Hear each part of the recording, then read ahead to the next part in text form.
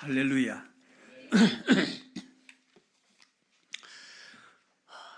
제가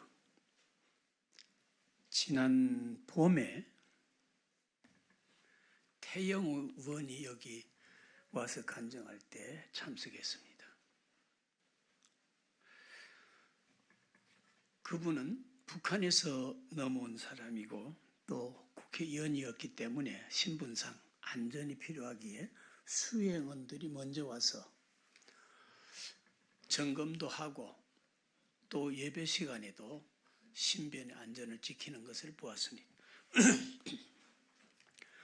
그런데 저는 수행원 없이 여기 왔습니다. 다만 저 집사람과 함께 온 겁니다. 그렇지만은 영적으로 보면은 어떤 수행원보다도 또 안전한 천군 천사의 보호 가운데 발길이 오늘 이곳까지 오게 되는 것입니다. 도단성 엘리사에게는 천군 천사들이 보였지만은 기하시에게는 보이지 않았습니다. 아람 군대가 겹겹이 몰려오는 것을 보고 기하시는 힘이 불안하고 어쩔 바를 몰랐습니다. 선생님, 우리가 죽게 되었습니다. 적군들이 겹겹이 에워싸고 우리를 포위하고 들어오고 있습니다. 엘리사는 불안하지 않았습니다. 이유는 아무것도 아니거든요. 그보다 더 완벽한 천군 천사의 보호를 받고 있었기 때문입니다.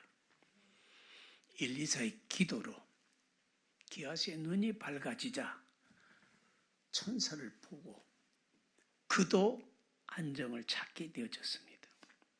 오늘 영의 눈이 밝아지면 나를 지키는 주님의 사신 천군 천사들이 있다는 사실을 알게 될 줄 믿습니다. 사실 베드로, 요한도 예수님의 무덤에 들어갔지만은 천사를 못 보았습니다.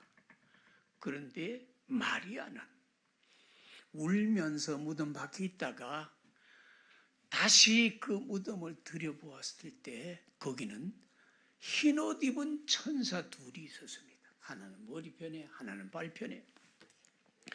영의 눈이 밝아지면 천사들을 보게 됩니다. 오늘 이 은혜가 충만하기를 축원합니다. 저는 생각해 보니까 저와 함께 사역했던 동역자들이 33명이었습니다. 모두가 안수받고 목사되어 크고 작은 교회에 목회를 하고 있습니다. 그런데 제일 자랑스럽게 생각하는 분이 있다면 유석근 목사님입니다. 특별한 은사를 받아서 책을 썼다 하면 베스트셀러가 되고 있습니다. 애국자 정강훈 목사님은 유 목사님이 책을 썼다 하면 수천 권 한꺼번에 사가지고 교인들한테 전부 그걸 읽고 또 교육을 시키고 있습니다. 하나님께서 주신 큰 달란트입니다. 이렇게 복받은 하나님의 사람, 충직한 일꾼을 섬기는 교회, 여러분들도 복받은 줄을 믿습니다. 기도 올리겠습니다. 거룩하신 주님, 부족한 종의 입술을 주관하사 이 시간에도 은혜와 진리의 말씀 온전히 선포되도록 도와주시옵소서. 살아계신 주님, 말씀도 살아서 역사하는 복음입니다. 이 생명의 말씀이 듣는 자들의 마음을 변화시키고 하나님 아버지께 큰 영광을 돌릴 수 있는 복된 시간 되도록 도와주시옵소서. 모든 영광을 주님께 돌렸고 예수님 이름으로 기도 올리옵나이다. 이 시간에는 바울이 남긴 보석, 사람은 어떻게 살았는가 거기에 따라서 사후에 평가가 달라집니다. 수명은 아무 상관없어요. 얼마나 오래 살았는가 그거 상관없어요. 얼마나 부를 축적하고 살았는가 그것도 상관없습니다. 사후에 어떤 평가를 받을 수 있는 사람인가 그것이 대단히 중요합니다. 분명한 것은 존귀하게 산 사람은 존귀에 이르게 되지만 또 존귀한 업적을 남기게 되지만 오히려 오물같이 살아간 인생이라면 죽고 나서 오물인간으로 평가되게 전락된다는 것입니다. 존귀한 자는 항상 존귀한 일을 계간하네. 그는 항상 존귀한 일에 처하리라, 서리라. 바울은 우리에게 남긴 보석, 생각해 보십시오. 바울이 당대의 부를 누렸다면 그 부가 나와 무슨 상관이 있겠어요? 바울이 권세를 누렸던들 그것이 오늘 우리에게 무슨 상관이 있습니까? 아무런 영향이 없죠. 그런데 바울은 지금도 우리에게 엄청난 영향을 미치는데 그것이 바로 그리스도의 복음입니다. 영생의 진리입니다. 바울은 이 진리를 우리에게 남긴 분입니다. 바울이 남긴 첫째 보석이 어떤 것일까요? 목숨보다도 귀중한 복음. 세상 사람들은 돈이 귀중한 줄 생각하고 돈에 빠지는 사람도 있고 돈이 있으면은 연락에 빠지는 사람도 있습니다. 왜? 그것이 인생의 행복인 줄 생각하니까. 그런데 연예인들, 수많은 사람들의 추앙을 받는 그런 사람들 보면은 얼마나 행복할까 이렇게 생각이 듭니까? 본인은 허황된 마음의 공백을 메우지 못해서 마약에 또 빠져듭니다. 무슨 짓입니까? 그냥 한영을 받으면 그것으로 행복일 텐데 그게 아니야.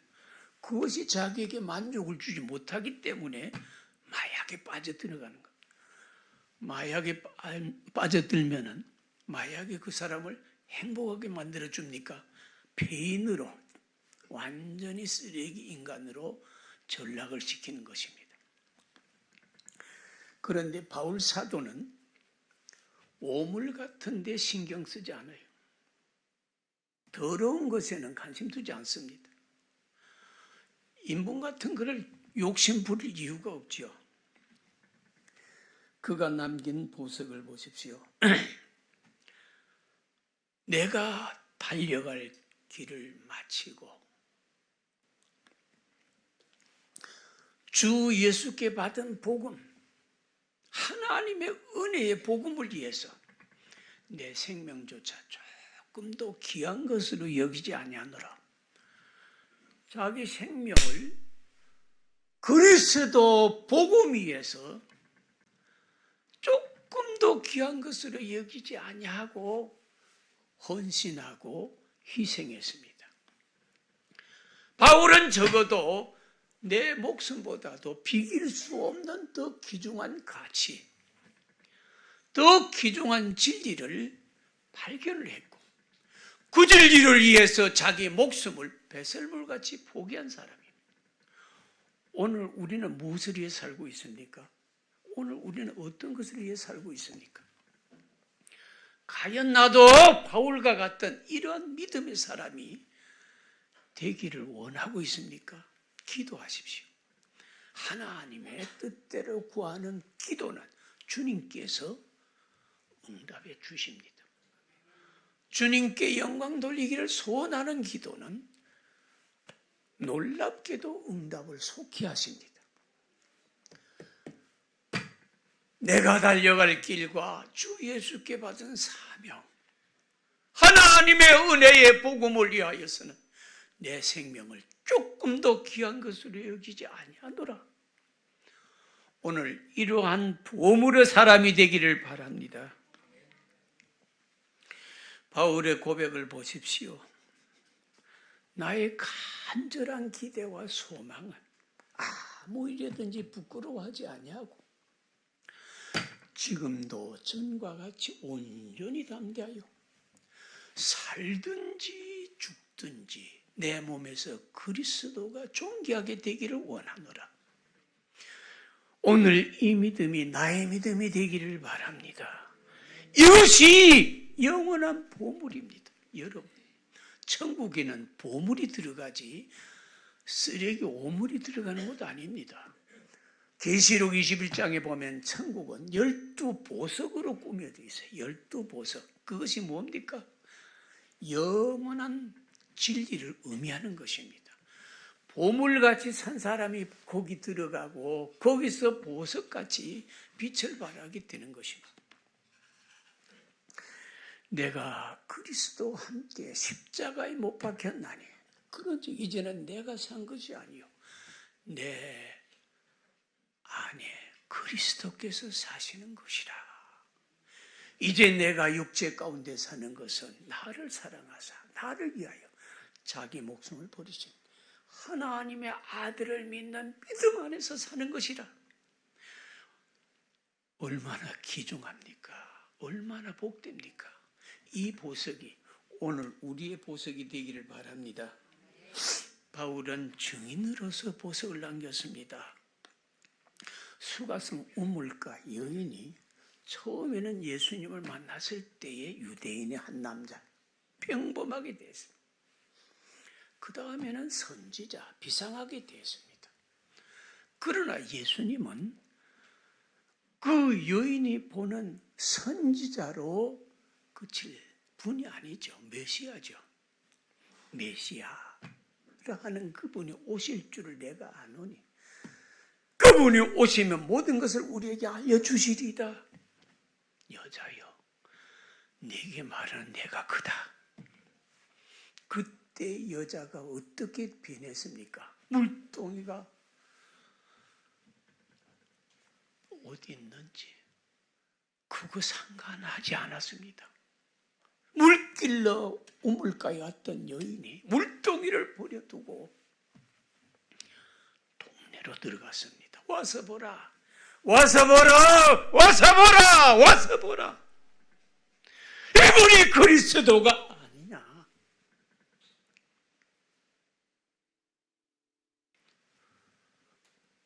눈이 달라졌습니다. 입이 달라졌습니다. 표정이 달라졌습니다. 왜요? 메시아를 보았기 때문입니다. 메시아를 증언하기 때문입니다. 오늘 우리도 이러한 증인이 되어줘야 됩니다. 와서 보라, 와서 보라. 이분이 그리스도가 아니냐. 와서 보라.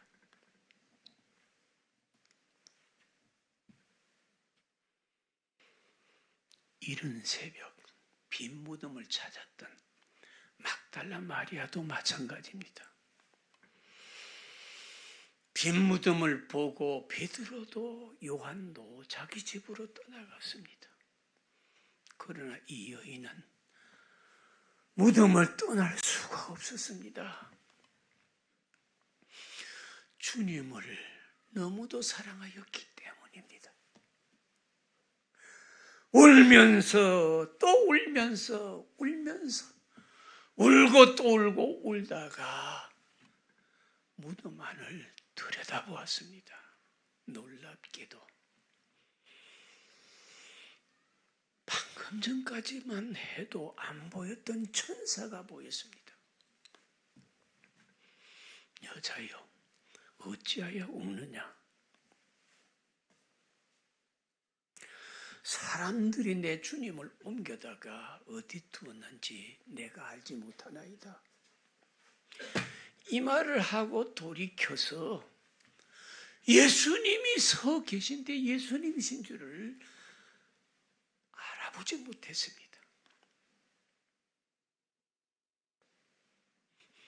천사는 보았는데 예수님이신 줄을 몰랐습니다. 너무도 뜻밖의 일이 생기면, 충격적인 일이 생기면 이게 꿈인가 생신가 분간이 잘 안 갈 때가 있죠. 빈 무덤을 찾았던 막달라 마리아에게 예수님이 서 계신데 주님이신 줄을 몰랐습니다. 여자여, 어찌하여 울며 누구를 찾느냐? 마리아는 그 음성을 듣고도 동산직인 줄 알았다 그랬습니다. 주여, 당신이 옮겼거든 내게 일러주소서. 그러면 내가 가져가리다. 예수님의 시신을. 여러분들 얼마나 주님을 사모하고 계십니까? 얼마나 예수님을 사랑하십니까? 예수님의 시신을 어디 떴는지 나에게 알려주십시오. 그러면 내가 모시겠습니다. 뜻밖의 음성이 들려졌습니다. 마리아야. 주님의 그 음성과 함께 그의 귀가 열려졌고 눈도 밝아졌습니다. 알아보니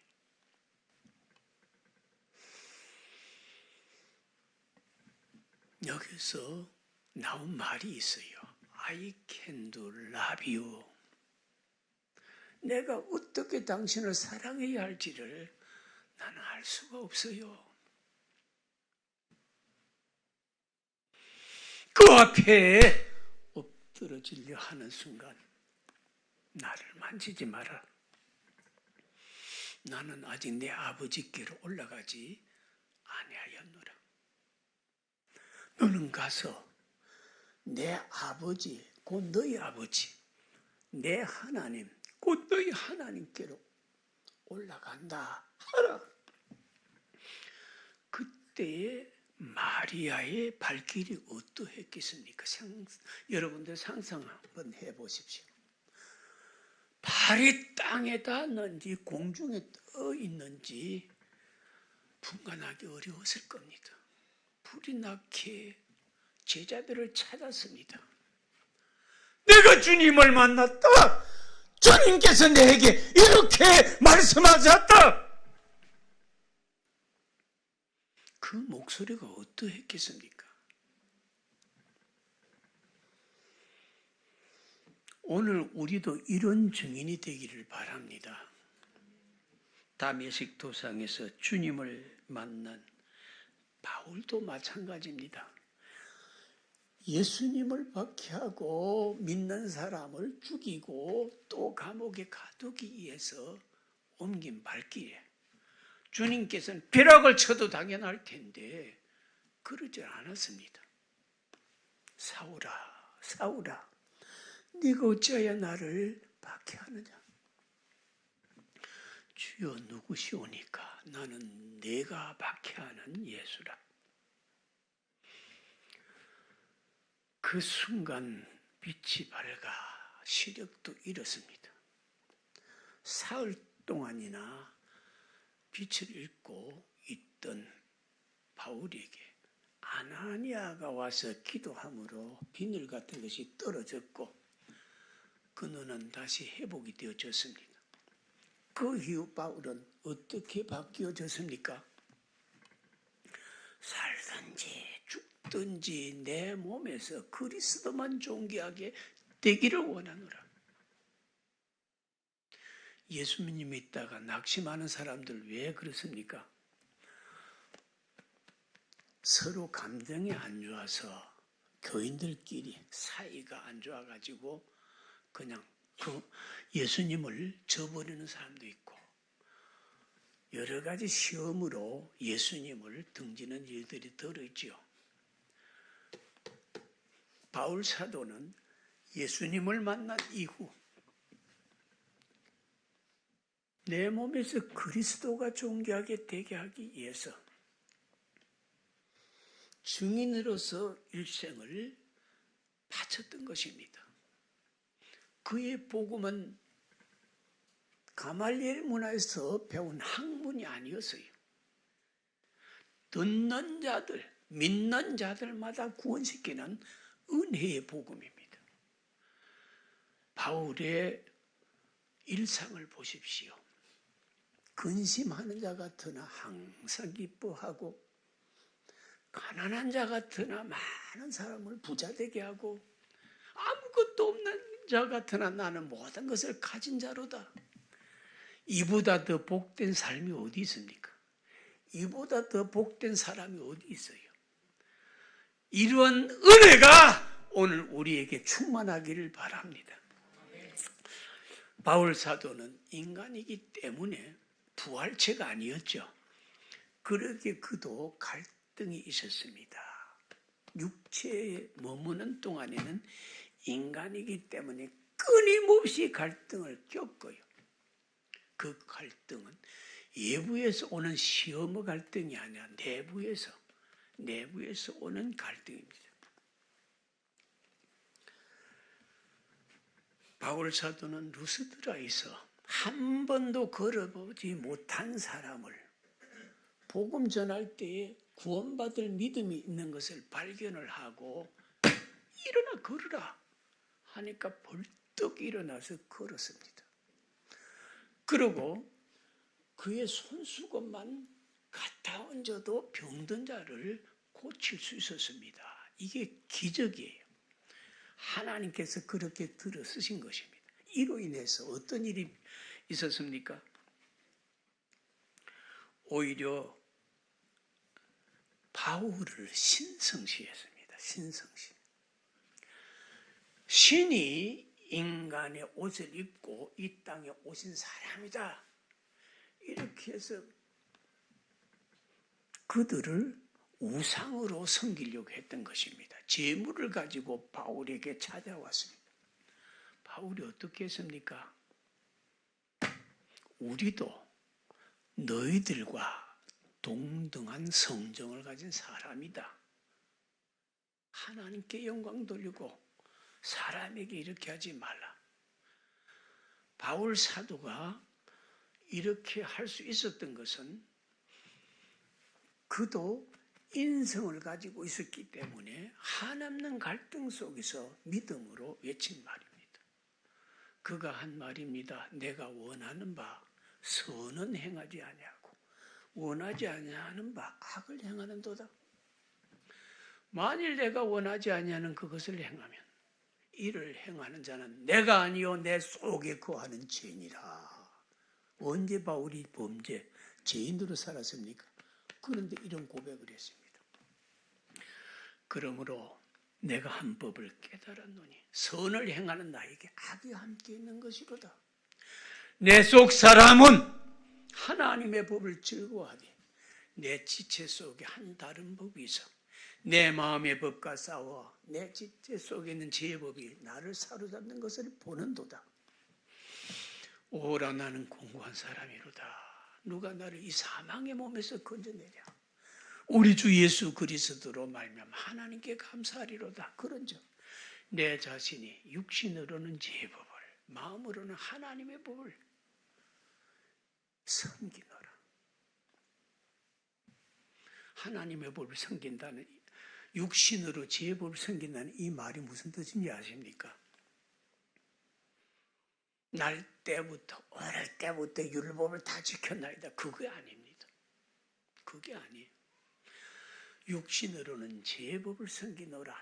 날마다 내가 죽노라 하는 것입니다. 날마다 나를 죽노라. 형제들아, 내가 그리스도 예수 안에서 가진 바 너희에 대하여 나의 가진 바 담대한 이것이니 나는 날마다 죽노라. 시체를 두고 재판하는 법정이 없어요. 일단 목숨이 끊어지면 어떤 흉악범이라도 공소권 무효 끝나는 겁니다. 율법은 육신이 살아있을 때에 정죄하고 계속 우리를 괴롭히지만 내가 죽으면 율법이 볼 일이 끝나는 거예요. 여러분, 예수님도 육신이 살아 계셨을 때에 못 박으라 못 박으라 해서 십자가에 못 박았지, 부활하신 예수님을 누가 못 박습니까? 부활하신 예수님은 못 박을 수가 없어요. 왜? 육체가 아니기 때문입니다. 그래서 바울 사도는 육신을 가졌기 때문에 끊임없는 갈등을 가지고 살아서도 자기 자신을 죽임으로 오히려 그 갈등을 이겼습니다. 오늘 이 믿음이 우리의 믿음이 되기를 바랍니다. 또한 바울 사도는 겸손의 보석을 우리에게 남겼습니다. 그것이 바로 오늘 본문 말씀입니다. 기독교 등목 중에서 첫째도 겸손, 둘째도 겸손, 셋째도 겸손. 제일 귀한 덕목이 겸손입니다. 내가 나 된 것은 하나님의 은혜로 된 것이니 내게 주신 그의 은혜가 헛되지 아니하여 내가 모든 사도보다 더 많이 수가 있으나 내가 한 것이 아니요 오직 나와 함께 하신 하나님의 은혜로라. 오늘 이 은혜가 우리에게 충만하기를 바랍니다. 내가 나 된 것은 하나님의 은혜다. 여러분들은 나를 어떻게 볼지 모르지만은 나는 하나님의 은혜로 오늘 이 자리에 섰다. 오늘 존재한다. 살아간다. 이 고백을 잊지 않았어요. 다른 사도보다 더 많이 수고한 것은 자기 자랑할 수 있는 일이죠. 그러나 바울은 자기 자랑하지 않았습니다. 모든 것이 하나님의 은혜로라. 모든 영광을 하나님께만 돌렸습니다. 이 보석이 오늘 우리의 보석 되기를 바랍니다. 뿐만 아니라 바울은 의의 면류관을 남겨주셨습니다. 의의 면류관. 내가 선한 싸움을 싸우고 나의 달려갈 길을 마치고 믿음을 지켰으니 이제후로는 나를 위하여 의의 면류관이 예비되었으니 주 곧 의로우신 재판장이 그날에 내게 주실 것이며 내게만 아니라 주의 나타나심을 사모한 모든 자에게니라. 여러분, 모든 자가 바로 나가 되시기를 바랍니다. 의의 면류관. 오늘 우리는 영광에 이를 때 면류관 쓰고 나타날 거예요. 그 면류관이 바울 사도의 면류관이요 오늘 우리의 면류관입니다. 이 보석이 우리에게 충만하기를 바랍니다. 저는 우리 유석근 목사님이 학생 때 개척을 제가 한 전도사였죠. 그런데 아무것도 모르는 전도사 시절이라도 하나님께서는 함께 하시는 증거가 많이 있었습니다. 그 교회 부임할 때 처음에 가니까 7, 8명, 우리 집사람까지 8명. 그런데 전도사도 먹고 살아야 될 거 아니에요? 교회도 운영하려면 돈이 들어가고. 이 사람들이 헌금을 할 줄 아나. 뭘 알아야지. 우리 유석은 전도사는 학생 신분이니 11조 낼 돈도 없죠. 그런데 하나님께서 먹이고 입히고 오늘까지 살게 만들어 주셨습니다. 교인 몇 사람이 안 되니까 신방을 갔습니다. 그런데 어떤 가정에 가니까 14년 동안이나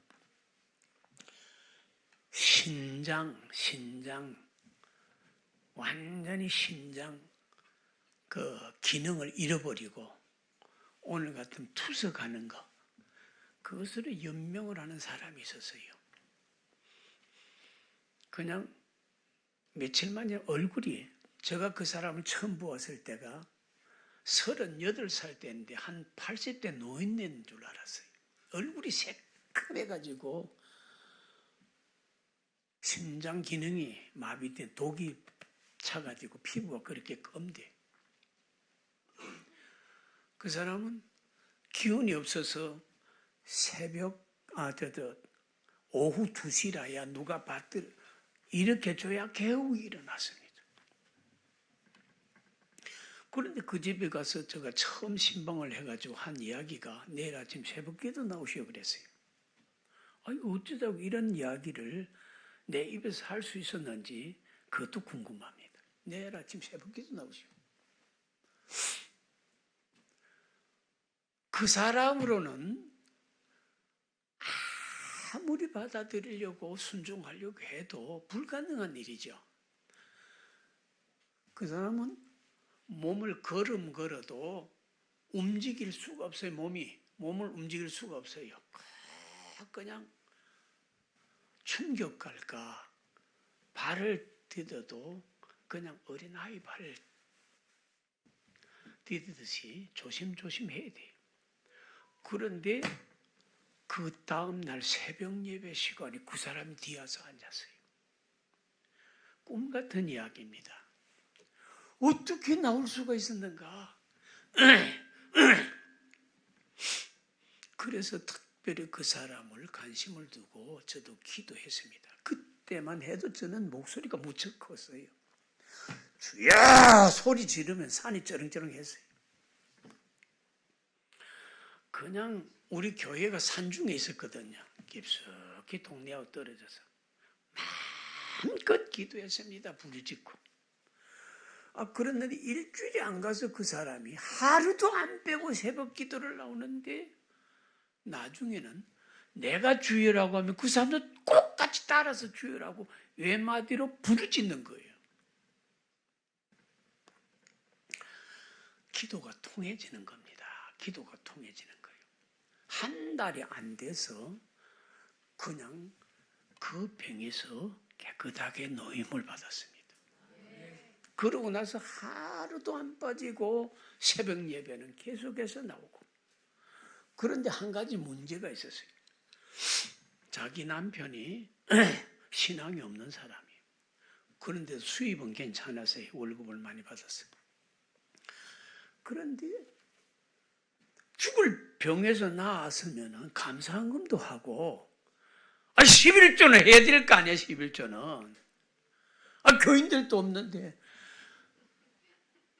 11조도 안 하네. 11조도. 그래서 하나님 앞에 제가 단상에서 기도를 했습니다. 하나님, 아무개 집사 죽을 병에서 살려놔도 왜 11조를 안 합니까? 하나님 11조 하게 해주십시오. 11조 하게 해. 그 소리가 그 사람한테 가서 부닥쳤네요. 불을 받아도 희한하게 받았어요. 벌겋게 해가지고 저 기도하는 옆에 와서 하는 이야기입니다. 전도사님, 이제 그런 기도는 안 해도 돼. 하지 마십시오. 그래. 왜요? 했더니 내가 빚을 내서라도 이달부터 11조 하겠습니다. 그래. 빚을 내든지 뭘 내든지 내가 상관할 것도 없고 하나님의 것은 하나님 앞에 바쳐야 될 거 아닌가. 그냥 저는 아멘 했어요. 그러고 나서 그 사람이 11조를 내는데 석 달 동안 남편 모르게 빚을 내가지고 했어요. 석 달 동안. 석 달이 지나가고 이제 빚이 쌓여지니까 남편한테 이야기 안 할 수가 없었어요. 당신이 나 병 고친다고 무불이 하나 약으로 준 것도 없는데 하나님께서 나를 이렇게 살려주었지 않소. 나는 하나님 앞에 11조 내지 않으면은 이제 안 되는 사람이 되어서 당신이 돈을 안 주니까 내가 빚내가지고 하나님 앞에 11조 석 달 전부터서 했는데 이렇게 남에게 돈 빚을 이렇게 지고 있어. 나를 죽이든지 삶아 먹든지 마음대로 하라고. 어디서 그런 담대함이 났는지. 평소 같으면 소뚜껑 같은 주먹이 날아왔을 텐데 그 말을 듣고 나서 눈알 만한 남편 눈이 꿈벅꿈벅하더니 이제는 빚내지 말라고. 내가 11조 하거든. 그래가지고 11조 했습니다. 그리고 그 조그마한 윤병길 그 당시엔 집사였어요. 그 사람은 중풍병이 들었는데 입도 돌아가고 눈도 돌아가고 몸도 시원찮았어요. 그 사람이 사실 그때 신앙생활 참 뜨겁게 했던 때입니다. 그건 왜 하나님이 말 안 듣는 사람 벼락을 치지 왜 말 잘 듣는 사람도 이렇게 매를 칩니까? 누가 알까 두려워서 그때 경희대 한방과 원장이 장로님입니다. 거기 가서 치료를 숨어서 그냥 6개월 동안 받았어요. 그거는 아무 효과가 없어. 6개월이 지나고 나서 한 번 신방을 갔더니 삐뚤어진 입, 눈도 돌아간 그 눈을 가지고 쿵쿵 울면서 하는 이야기입니다. 목사님. 내가 오늘 많이 울었습니다. 왜요? 밥을 안 먹을 수도 없고 먹다가 아랫니 운니가 틀어져서 거기에 잇몸이 끼어가지고 피가 터져서 많이 울었습니다. 그럼 돼서 이제는 약도 쓰지 말고 병원에도 가지 말고 오늘 저녁에 나하고 기도하러 산으로 갑시다. 수요일입니다.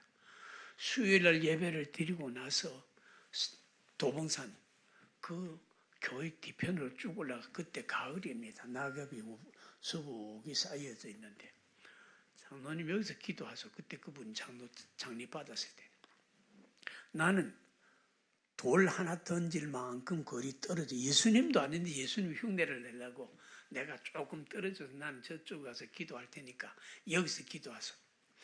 그분도 울고 나도 울고 밤새껏 울면서 기도했습니다. 기적이 일어났습니다. 새벽 예배 드릴 시간인데 내려가려고 그분이 입이 제대로 정상이 되어졌습니다. 완전히 제자리로 돌아왔습니다. 그분이 그때부터 11조를 하는데요. 연말 12월 달에 목사님 2만 원에서 4만 원 하겠습니다. 4만 원에서 또 6만 원 하겠습니다. 6만 원, 12만 원. 100%를 올려서 11조를 했습니다. 그분이 주일날 교회로 오면은 성가대원들은 국수를 사가지고 대접을 하고 저희 집에는 소고기 2근씩 꼭 사가지고 왔습니다. 하나님 앞에 그렇게 충성을 했습니다. 성도 여러분, 왜 우리가 하나님 앞에 11조를 해야 됩니까? 하나님의 것이기 때문에 해야 됩니다. 내가 잘 아는 사람, 한 사람만 더 소개하겠습니다. 삼성 납품하는 일본 회사에서 근무하는 사람인데 얼마나 신앙생활을 착실하게 했는지 일본 사람도 네가 믿는 예수님 나도 믿고 싶다. 성경 좀 사달라. 일본 사람이 어떤 사람입니까? 지난번 미국에 갔더니 미국 사람도 내가 성경을 영어로 외우고 있다 했더니 와 하더니 감동을 받아서 편지를 주고받고 있습니다. 이 사람은 하나님 앞에 헌금할 때 기도했습니다. 하나님 주일헌금은 최고의 건 지금은 그 5만 원 건이죠. 최고의 건 하게 해주십시오. 그리고 11조는 내가 회사에서 내게 월급 정해진 거기서 세금 떼고 보험 떼고 뭐 떼고 그거 떼기 전에 그냥 회사에서 내게 정해진 그 월급에서 전액을 헌금하겠습니다. 그래가지고 하나님 앞에 온전한 11조를 그렇게 떼고 있어요. 그 아이가 몇 년 전에 대학을 들어갔습니다. 합격을 했어요. 하나님 감사합니다. 이번에 합격이 안 됐으면은 학원비가 1,000만 원이 더 들어갈 텐데 하나님 합격시켜 주셔서 감사합니다. 내가 1,000만 원을 헌금하겠습니다. 1,000만 원을 헌금을 작정하고 하니까 아이는 학교 가서 특대생으로 장학금을 받아버리네요. 하나님 앞에 농사 짓는 거는 하나도 헛되지 않아요. 왜 천열매 바치라고 했는지 아십니까? 왜 흠 없는 것을 바치라고 했는지 아십니까? 그런 복을 나에게 주시려고 그렇게 한 것입니다. 농사 짓는 사람들, 씨종자는 천열매로 씨종자 삼지 죽정이로 씨종자 남겨서 뿌리는 아닙니다. 왜 그렇습니까? 좋은 종자 내년에 또 거두기 위해서 하나님께서 왜 흠없는 것 천열매 드리라고 말씀했습니까? 우리에게 큰 복을 주시려고 그런 것입니다. 오늘 우리에게 이 큰 은혜, 이 큰 복을 넘치도록 받고 우리도 바울 사도와 같이 내 짧은 생에 얼마를 살든지 그건 내가 생각할 것도 없어요. 모두셀라만큼 오래 살도록 기도할 필요 없어요. 어떤 암 환자가 저에게 전화해서 목사님 나 암이 들었는데 전신이 포졌대요. 어떻게 하면 좋아요? 기도해 주십시오. 건강할 때는 안 찾는 사람인데 병이 드니까 찾습니다. 좋을 때도 하나님 앞에 감사. 물론 안 좋을 때도 하나님 앞에 기도해야 되죠. 그래서 저는 그 사람한테 메시지 보냈습니다. 100년은 꼭 살아야 되겠다고 기도하지 마십시오. 그 대신 할 일은 다 하고 갈 수 있도록 해달라고 기도하십시오. 지금 그 사람 살아있어요. 하나님 앞에 내가 왜 이 땅에 존재하는지를 여러분 기억하십시오. 쓰레기 오물같이 살다가 사라지겠습니까? 그런 사람은 천국 꼭간에 들어갈 수가 없어요. 보석만 들어가니까. 얼마나 살든지 내가 이 땅에 존재하는 동안 주여 나도 바울같이 보석으로 살게 해주십시오. 빛난 보석 시들지 아니하는 밀류관 받을 수 있도록 복을 내려주십시오. 주님께 기도하고 모두가 복받는 성도 되시기를 축원합니다. 기도 올리겠습니다.